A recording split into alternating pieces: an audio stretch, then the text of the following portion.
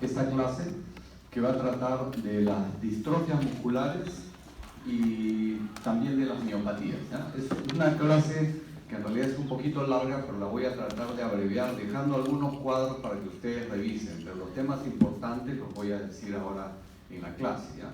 De manera general, les voy a decir que las distrofias musculares son enfermedades progresivas de los músculos y que de manera general los niños, las personas que van a sufrir distrofias musculares al principio van a ser normales y con el transcurso del tiempo van a ser problemas musculares que los van a llevar a la discapacidad, ¿ya? En cambio, las miopatías son la mayoría congénitas, son niños que nacen ya desde el principio con una debilidad, ¿no es cierto? Entonces, eso quería partir de eso para que tengan una idea. Ahora, la clasificación es amplia porque hay diversos tipos clínicos que van a ver en este momento. Esto solamente para hacer que acá de esta unidad muscular es que van a aparecer los problemas, ¿no? La historia en estos casos, ya sea en las distrofias musculares o las miopatías, como les dije, pueden ser debilidades musculares del nacimiento o progresivas, pueden haber atrofias de los músculos, pero también llama la atención que pueden haber pseudohipertrofias, es decir, llama la atención que en una forma que ya vamos a ver más adelante, distrofia muscular, hay debilidad de miembros inferiores, pero como una hipertrofia de las pantorrillas, y eso prácticamente da el diagnóstico de esta enfermedad. La evolución puede ser estática o bastante progresiva.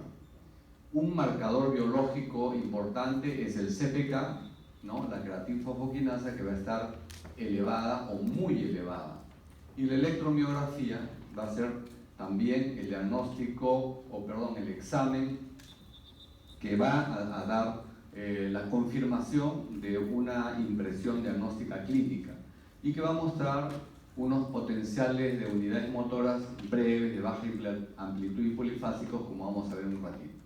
Y ya si queremos llegar a más o cuando hay duda, se llega a la biopsia o al diagnóstico etiológico a través de los estudios genéticos que cada vez van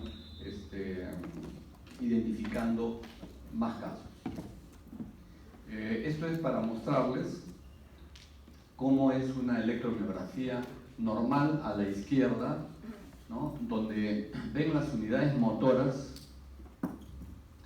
¿no? Que están aquí en reposo, y cuando hay una contractura muscular, las unidades motoras se suman unas a otras y dan un patrón de interferencia completo. Y en este lado de la derecha es como se ven en las miopatías, es decir, los potenciales de unidad motora son escasos y cuando hay una contracción prácticamente no se modifican, ¿no? Este es un estudio neurofisiológico que es indispensable en la confirmación diagnóstica. Siempre nosotros tratamos de hacer primero diagnóstico clínico por la semiología, ¿ya? Entonces, seguimos avanzando. Estas son las distrofias musculares, las más frecuentes, como ven, en un grupo de 318 pacientes con distrofia muscular. De lejos, la distrofia muscular de Duchenne es la más común y es la más frecuente. De ahí es seguida de lejos por las miopatías congénitas, de ahí sigue la distrofia facio-escápulo-humeral, y se llama así porque los músculos comprometidos, como vamos a ver en algunas diapositivas, comprometen justamente la región de la cara, la región de los hombros y los brazos, en lo que corresponde al húmero. Después la que sigue es ahí tenemos las distrofias miotónicas de Steiner, que tiene un cuadro clínico bien particular que lo vamos a ver también, ¿no? Y adelantarnos, ¿no? Y la distrofia muscular de Becker, que es prácticamente similar a la de Duchenne, comparten algunas cosas, solamente que la de Becker es más benigna como que la de Duchenne. Ya lo vamos a ver ahorita. Esto es una imagen pues, de todas las proteínas que pueden verse afectadas en estas patologías. La principal, la que produce el problema del Duchenne, es la distrofina. Pero arriba van a ver sarcoglicanos, laminina, caveolina, actina, en fin, hemerina, todas ellas son causantes de una forma de distrofia muscular con una clínica muchas veces bastante particular. Entonces hay que tener en cuenta eso, que una distrofia corresponde a la falla genética de la formación de una proteína. Y la más común, como les repito, es la falla de la distrofina, que está relacionada ¿a cuál distrofia? A la de Duchenne, ¿cierto? Y bueno, para clasificarlas hay muchas, y esto a veces complica, enreda un poco, pero bueno, unos se han ideado, como es la falla de la distrofina, es de las más comunes, las han clasificado en distrofinopatías, como la de Duchenne y la de Becker, que ya les dije, y las que son no distrofinopáticas, como son la distrofia de cinturas, la distrofia distales, las congénitas. Algunas congénitas, la mayoría, tienen compromiso del sistema nervioso central, pero algunas llaman la atención su particularidad. Son distrofias que se supone que comprometen el músculo, pero en estos casos, como lo vamos a resaltar también, hay compromiso del cerebro, y compromiso importante del cerebro. Hay otras que se llaman la fascia escapulohumeral y la distrofia miotónica, ¿no? Tienen su nombre generalmente por las áreas musculares que son comprometidas, ¿no? Se entiende que la distrofia de cinturas se refiere a la cintura escapular y a la cintura pélvica, ¿ya? En ellas no hay pseudohipertrofia de las pantorrillas.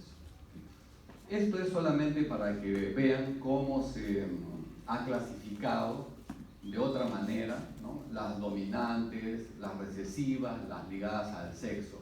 Por ejemplo, de las principales, como ya les mencioné, tanto la Duchenne como Becker son ligadas a X, es decir, la madre la portadora y los hijos varones son los que hacen el problema, y las hijas mujeres son las portadoras también. Y también en una especial que se llama la Emily Dreyfus, también es ligada a X, ¿no? Las demás se clasifican en dominantes, en recesivas, y en estos cuadros está el gen mutado y la proteína afectada, ¿no? Igual aquí, y en esta gráfica, ahí están los corazoncitos cuando hay falla cardíaca también, o sea, no solamente es el músculo esquelético, sino también el corazón, ¿ya? Y continúa, digamos, todas estas variedades de estas distrofias musculares, como ya las vamos a ver. Estas de acá son importantes, como les mencioné, las que tienen compromiso del sistema nervioso central.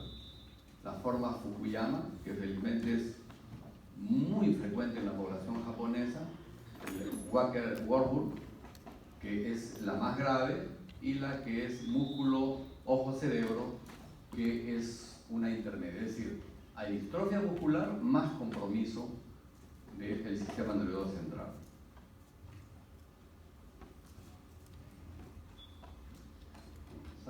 Y bueno, empezamos por la parte ya de los casos específicos.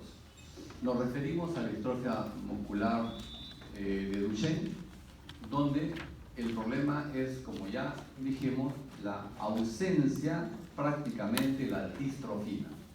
Produce una debilidad, ¿no?, progresiva de la musculatura esquelética. Empieza a partir de los 2 o 3 años, o sea, es un niño que aprende a caminar, pero no aprende a caminar tan bien. Pero de todas maneras sigue avanzando, continúa. Pero alrededor de los 6 años ya se empiezan a notar los síntomas, las atrofias musculares y las pseudohipertrofias, ¿no? Es una de las más comunes, afecta aproximadamente 1 en 35.000 nacidos, ¿no? Y de acuerdo al orden de la exposición, vamos a ver que hay una debilidad, digamos, progresiva. Más o menos a los 10 años ya están en silla de ruedas. Se producen pues por la postración, ¿no? Alteraciones respiratorias, cardíacas, que son la causa del fallecimiento de estos pacientes. Por lo tanto, dentro de las evaluaciones incluye pues el diagnóstico de los diferentes especialistas hasta llevar a las pruebas genéticas de confirmación. Es una de las mutaciones más grandes y más frecuentes que está en el XP21 y que se suponía, porque era una mutación tan grande, que era la primera que se iba a solucionar. Sin embargo, hasta ahora solamente es parcial el abordaje en el tratamiento de estos problemas. Pueden haber deleciones, como en la mayor parte, hasta el 70%, duplicaciones, mutaciones puntuales entre el 15 al 25%, y hay otras en que no se encuentra mutación, ¿no? En esos casos que no se encuentra mutación, podemos estar frente a un problema que se llama una mutación sin sentido. Cuando no se encuentra una mutación grande, los estudios genéticos requieren que se haga una secuenciación del gen de la distrofia muscular y encuentran lo que se llama una mutación sin sentido, ¿no? Que es cuando existe un codón que no ha terminado, digamos, de codificar todo, por lo tanto, la proteína sale incompleta. Y esa es la única forma del Duchenne que en la actualidad tiene tratamiento médico, porque hay un producto que va a modificar y completar la proteína, ¿no? Entonces, pero es carísimo, pero bueno, existe en esa forma. O sea, hay una sola forma del Duchenne. Cuando se encuentra un Duchenne que no hay mutación, sino una mutación grande, sino una mutación incompleta, por decir, que se llama sin sentido, ahí sí se puede dar tratamiento, y solamente se da cuando el paciente, uno hace el diagnóstico de Duchenne, pero todavía puede caminar. Pero si al paciente le hacemos el diagnóstico de esta mutación sin sentido y digamos ya no camina, ya es inútil el tratamiento. Es efectivo cuando el paciente todavía puede caminar, ¿no es cierto? Un tercio de pacientes tiene historia familiar y es igualmente un dibujo, ¿no? Donde figura ahí la proteína comprometida, que es la distrofina, que es la misma que está comprometida en Becker. Entonces, este es el cuadro característico del paciente que tiene Duchenne, ¿no? A través de la vida va desarrollando atrofias. Ven la cintura escapular, en que tiene una escápula alada, una debilidad de la musculatura abdominal, ¿no? Con protrusión del abdomen e hiperlordosis, y acá un mínimo aumento de la pantorrilla, que es esta pseudohipertrofia que han tratado de graficar en este dibujo, en que está exponiendo cómo es la maniobra de Gowers. O sea, maniobra de Gowers es el proceso en el cual estos niños se ponen de pie cuando todavía pueden hacerlo. Primero parten de una posición en 4 puntos, de apoyo en 4 puntos, luego llevan la cadera hacia atrás y de ahí trepan sobre su mismo cuerpo, ¿no? Entonces, esa es la maniobra de Gowers, que es característica de las personas o los niños que tienen esta distrofia muscular de Duchenne, y de manera general de las miopatías. Ustedes, cuando sospechen de alguien que tenga una distrofia, ya sea de cualquier tipo, lo ponen así en 4 puntos y que se pare. Y si hacen esa maniobra de Gowers, es muy probable que tenga distrofia muscular. Y aquí en este gráfico, la histología, donde a la izquierda se ve la distrofina en rojo que rodea y da sostén a la fibra muscular, y a la derecha de un paciente que tiene la distrofia muscular de Duchenne, que prácticamente no tiene distrofina.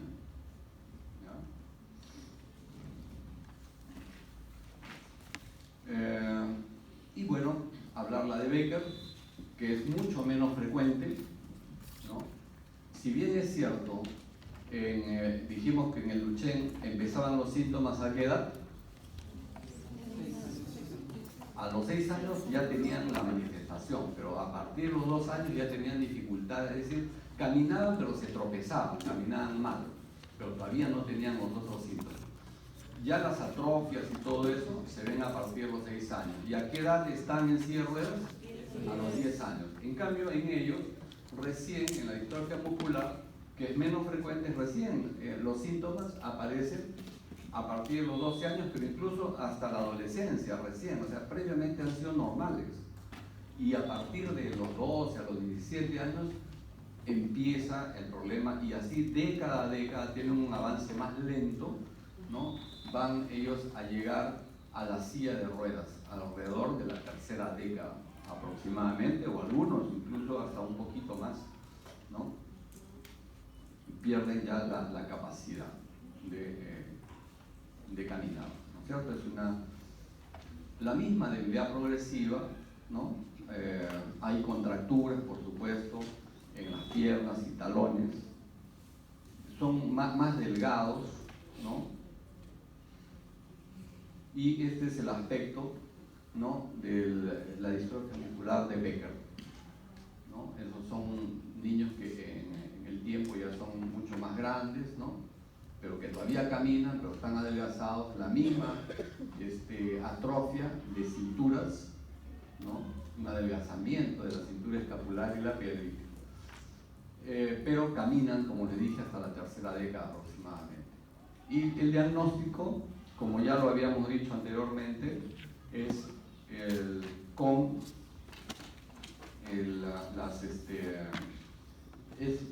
biológico, con el CPK, neurofisiológico, con la electromiografía y, bueno, ya si lo queremos confirmar, histológico y genético. Entonces ahora pasamos al otro grupo de distrofias musculares, cuando hay compromiso de cintura escapular y cintura pélvica. También aquí ellos no tienen pseudohipertrofia de pantorrillas, eso podría ser una distinción en relación a Duchenne y Becker, ¿no? Y aquí hay diversos compromisos, diversas proteínas involucradas, y ahí ven en la figura el compromiso de la cintura escapular, y a la derecha unos diagramas, ¿no?, unos dibujos de época de la distrofia de cinturas en el varón y de la fascio-escápulo-humeral, la distrofia fascio-escápulo-humeral en la mujer, ¿no? Cinturas en el hombre y en la mujer fascio-escápulo-humeral, ¿no? Estas son todas las proteínas y la clasificación, ¿no? ¿Cómo se han, digamos, clasificado la distrofia de cintura, ¿no? La 1A, 1B, 1C, 1D, 1E, en fin. Esas son las dominantes. Y las recesivas se clasifican con números 2A, 2B, 2C, así hasta la I, ¿no? Otra forma de clasificación es por la proteína afectada. Por ejemplo, una calpainopatía, que es la proteína afectada, es en la 2A, es una recesiva 2A. Las sarcoglicanopatías, cuando se afectan los sarcoglicanos, 2C, 2D, 2C, 2F, y la disferlinopatía también es la proteína afectada en la disferlina. Estas son bien severas también, ¿no? Y son bastante infrecuentes, ¿no? Mucho más infrecuentes. Y estas son las moléculas, por ejemplo, el rojo, ahí están todos ellos son los sarcoglicanos, ¿no?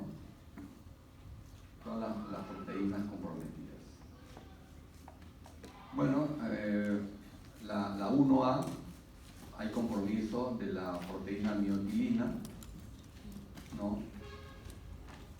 Como ya lo mencionamos en el cuadro, ya se conoce no solamente la proteína, sino el gen, ¿no? La 1B y 1C por compromiso de la laminina y la caveolina, también con la región que está comprometida, ¿no? la 1D, 1E, en que en ellas todavía no se conoce la proteína, pero sí el lugar del compromiso, de la lesión. Estas que son las calpainopatías por esta proteína calpaína, solo para mencionar, solo para mencionar. Las recesivas, estas le decía las difterminopatías, ¿no? Que da un compromiso bastante especial, como en este caso, ¿no? Estas difterminopatías, vamos a retroceder, esta difterminopatía que da esa hipertrofia en el muslo en forma de diamante, con atrofia distal. Si ven, a nivel distal la musculatura está más comprometida, hay más atrofia, pero hay una hipertrofia en diamante de los cuádriceps, ¿no? Solamente para mencionar la particularidad que tiene esta distrofia de cinturas. Dentro de las recesivas son las debidas, como ya mencionamos, estas proteínas que son los sarcoglicanos, ¿no? Otras, la teletonina, ¿no? Igual, solamente para mencionarles, ¿no? En la H, que no se conoce la proteína, pero sí el gen comprometido. Y esta es la que debe llamar la atención, estas en las cuales está, digamos, clasificada en la 2I. La 2I que produce una falla relacionada a la fucutina, ¿no? Y a la vez, esta fucutina tiene que ver con la maduración del distroglicano y se llaman distroglicanopatías. Y estas son las que van a producir problemas que comprometen cerebro y además músculo. Ya lo vamos a ver más adelante. Y hay otras que se llaman distrofias musculares congénitas. Cuando el niño nace con una debilidad muscular desde el principio, pero no tiene una miopatía, es decir, le hacen una biopsia muscular y no pertenece a una miopatía. Tienen la misma debilidad, pero no pertenecen a una miopatía. Entonces, estas son las distrofias musculares congénitas. Esta debilidad congénita llegan hasta sentarse, pero nunca caminan.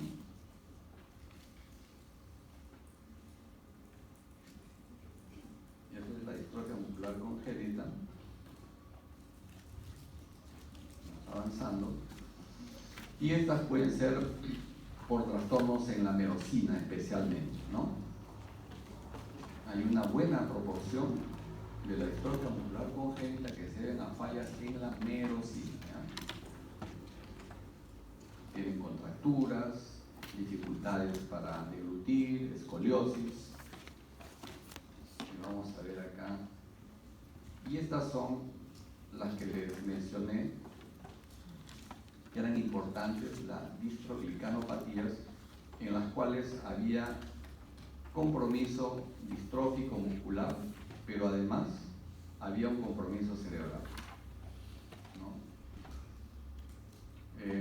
Por ejemplo, hay una distroglicanopatía en que hay distrofia muscular únicamente por distroglicano, falla de distroglicano, pero hay otra en la forma Fukuyama donde hay malformación cerebral congénita de tipo Pachygyria, como ven en la imagen, una hipoplasia de la protuberancia y del cerebelo y además miopía. Sigue otro cuadro que es peor, con compromiso de músculo, ojo y cerebro, en el cual hay otra malformación que se llama Pachygyria, hidrocefalia, y la hipoplasia, como siempre, de la protuberancia y del cerebelo, y ya una visión más baja. Y la peor es la forma de Walker-Warburg, ¿no? Donde hay agiria, es un compromiso mayor, una malformación mayor del cerebro, con hidrocefalia, hipoplasia, y ya prácticamente no hay función ocular, y esto asociado a la distrofia muscular, ¿cierto? Se puede ver, ¿no?, en lo que llama la atención el compromiso del cerebelo. Miren las folias acentuadas en el cerebelo y esa forma anormal de la protuberancia. Acá peor y acá más todavía, y con una forma de agilia, es decir, ni siquiera los surcos se han formado, ¿no? Ahí hay una agilia. Entonces, estas son, acuérdense, distroglicanopatías, ¿no?, que dan esta forma, con compromiso del cerebro, que es algo particular. En otras distrofias que no hemos visto, esta es interesante, la distrofia muscular de Steiner. Esta distrofia es multisistémica, afecta a hombres y mujeres y es autosómica dominante, ¿no? Y ahí también en la persona, la mayoría de veces está bien, y más bien en la edad adulta ya se empiezan a manifestar los síntomas. Es decir, cuando ya se han reproducido incluso, dan una sintomatología, ¿no? Es la más frecuente, es la del adulto. Vamos a ver que hay una forma congénita que ya la vamos a ver, ¿no? Y los síntomas, el síntoma principal es la miotonía, por eso se llama distrofia muscular miotónica de Steiner. ¿Cuál es el síntoma? Estos pacientes dicen, ¿no?, que no pueden abrir la mano una vez que la han cerrado el puño. Por ejemplo, están viajando en un vehículo público y están agarrados con fuerza del pasamanos y se quieren bajar y no se pueden soltar porque no pueden decontracturar la mano, ¿no? Es una característica, pero ¿cómo en la consulta lo podemos reproducir? Únicamente con el martillo de percusión percutimos la región tenar y se va a producir una contracción brusca y ya no va a poder abrir la mano otra vez hasta que pase un tiempo, ¿ya? Igualmente, como vamos a ver en la lengua, se puede percutir la lengua y se contrae, ¿no?, y queda así contracturada por un tiempo. Estas son las zonas que comprometen la distrofia muscular miotónica de Steiner y que le dan una característica a la persona, porque ven que ahí está comprometiendo selectivamente la musculatura temporal.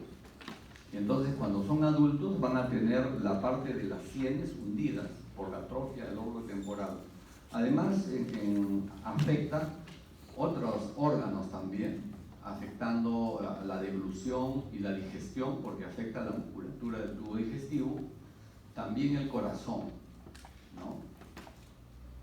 Y como también compromete las gónadas, ellos generalmente son ya infértiles, especialmente los hombres, ¿no? Produce también una opacidad del cristalino y, como ven ahí, tiene las sienes un poco hundidas. Esas son las características de un paciente con distrofia muscular de Steiner. Y hay una forma de esta misma distrofia muscular, pero congénita, en que el niño nace con una gran debilidad, pero es hijo de madre con Steiner, con distrofia muscular de Steiner. En la mujer no se nota mucho la distrofia, ¿no? Es un poco menos intensa, menos severa que en el varón. Y entonces estas madres tienen hijos y el niño sale pues con una debilidad, una gran debilidad, con poca capacidad de valerse por sí mismo, como ven acá. La mamá tiene los ojos un poco caídos, ¿no? La cara está también un poco, denota que los músculos no están tan tensos. El niño también, ven la boquita entreabierta, necesidad de alimentarse por sonda, en todo caso, hipotónico, los pies caídos, ambos pies caídos, ¿no? Y esa es la forma del Steiner congénito en hijos de madres que tienen esta distrofia de Steiner. Es bien marcada. Hay otra forma de distrofia muscular que les mencioné al principio, la distrofia facio-escapulohumeral, ¿no?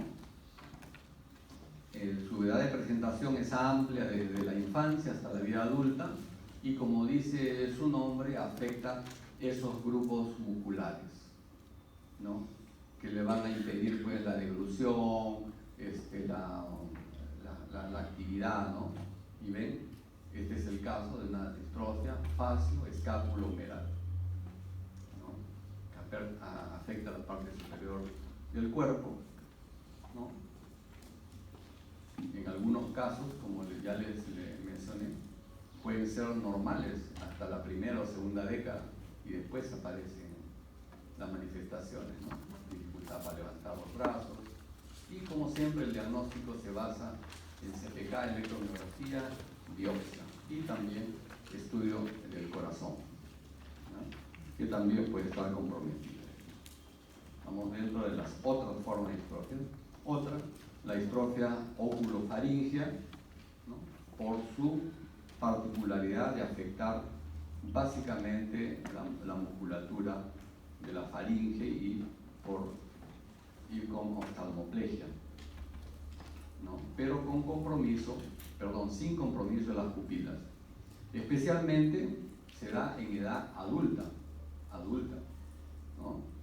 Eso no se ve, digamos, en niños, se ve en adultos. Hay otras formas que son las distrofias musculares distales, igualmente, que ya tienen esa distribución, como su nombre lo indica, ¿no? Con adelgazamiento de esas zonas. También es en el adulto entre los 40 y 60 años, recién aparece después de haber vivido la mayor parte de su vida sanos, empiezan a tener las atrofias. Es lenta y progresiva. Ahora viene una que también tiene su particularidad, que es la de Hemingway-Dreyfus. Esta también dijimos que estaba ligada al sexo, ¿no? En la mayor parte de veces, y se presenta se puede presentar desde la niñez hasta la adultez, y su particularidad es que tienen deformidades de las articulaciones que le van a dar una postura muy particular. Nunca van a poder extender los brazos, siempre van a estar con los brazos semiflexionados, y también esta deformidad de los tobillos va a hacer que siempre estén en puntas de pies. Entonces es una característica, ¿no?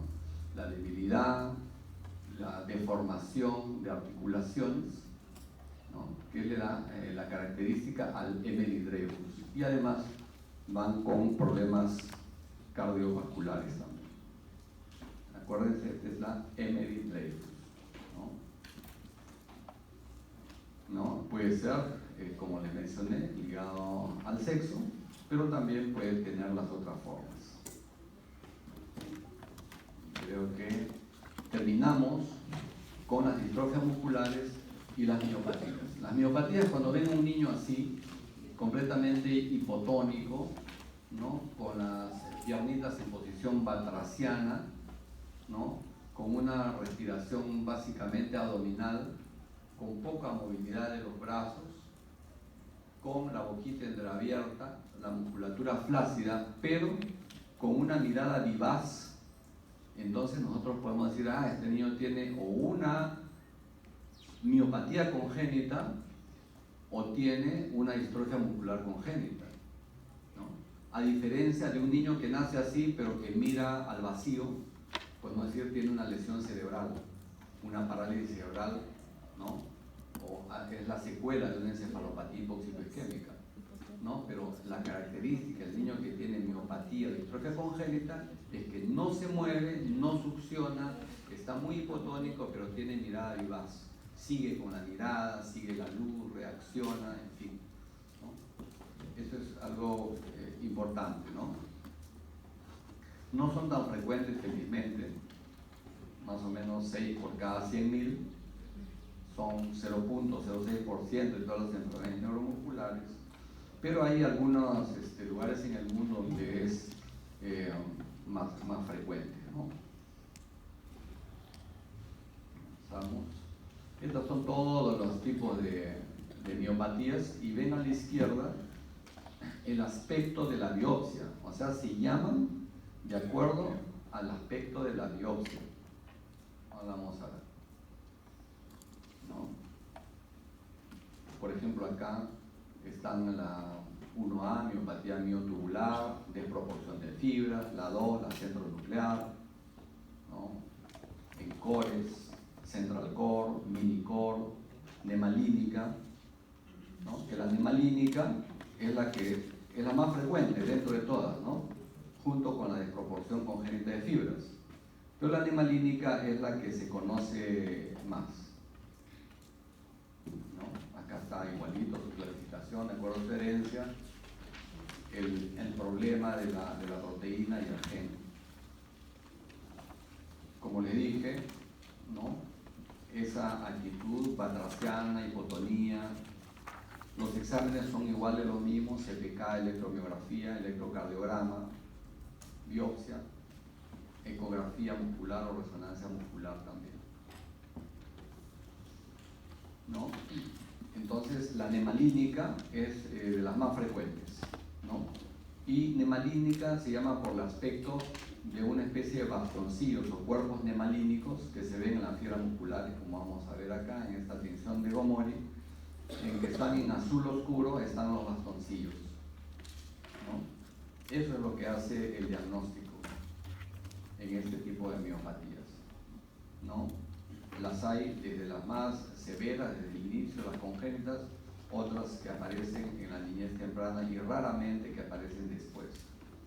Características: artrogrifosis, o sea, en estos casos, especialmente en esta, donde la inmovilidad, la falta de movilidad del niño la ha tenido siempre, incluso hasta en el vientre materno, por lo tanto, las manitos ya nacen con contracturas y los pies también, y eso se llama artrogrifosis, ¿no?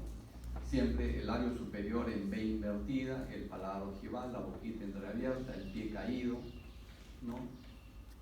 Y esto trae como consecuencia, pues, los problemas, las complicaciones sistémicas, ¿no? Respiratorias, especialmente respiratorias, infecciones urinarias. Este es el aspecto que les dije de la manito con una artrogrifosis, o sea, ya con las falanges contracturadas, ¿no? Como si fuese una manito en garra. Y esa es la característica, y eso es lo que le decía, el labio superior en V invertida, ¿no? En la fotografía de la derecha, y el paladar alto, siempre la boquita entreabierta. Pero llama la atención que aquí en la nemalínica el párpado no está caído, no afecta el párpado por alguna razón. Bueno, otra es la central core, igualito, ¿no? Tienen problemas de displasia de cadera, problemas de columna. En este caso su característica es que puede tener hipertermia maligna cuando se usan gases anestésicos o miorelajantes en caso de que necesiten ser operados, ¿no? Digamos, para corregir el problema de la cadera. Y ese es el aspecto del central core, y ahí es que se hace el diagnóstico. Después la miopatía miotubular y la centronuclear, igual, ahí ven esos núcleos centrales y grandes en estas miopatías. Las otras, las minicor, multicor, ¿no? También tienen artrogrifosis, ¿no? Pero son ya mucho menos frecuentes, como la desproporción congénita de fibras que se llama. Y yo creo que esa es la última, y bueno, eso es, he tratado de hacerles un resumen, esto es bien amplio, pero espero que se haya podido hacer la diferenciación entre distrofia muscular, las diversas formas de distrofia muscular, el diagnóstico y la diferenciación con las miopatías congénitas. No sé si queda alguna pregunta al respecto, o no, muy... ya no, ni una pregunta. ¿Sus preguntas cómo van a estar orientadas? Hacia todo lo que he mencionado y a lo que he hecho mayor énfasis. Lo importante también es juntar, ¿no? Lo que es la clínica, básicamente la parte clínica, la parte puede ser un complemento, como tú dices, las proteínas, pero lo más importante es la clínica. Lo que diferencia una de otra. De una de otra. Tener, digamos, en la mente eso, y en segundo lugar, ya, ¿con qué lo acompañamos? Lo acompañamos de un estudio neurofisiológico tal, o de un estudio biológico Genético. dado genético, ¿no? Eso va, pero lo que debe predominar en esto siempre es la clínica, sospecha clínica. la sospecha clínica, ¿no? Y la idea inicial, las diversas formas de la distrofia muscular, ¿no? Muy bien, entonces nos quedamos ahí, mucha suerte en el examen. Gracias.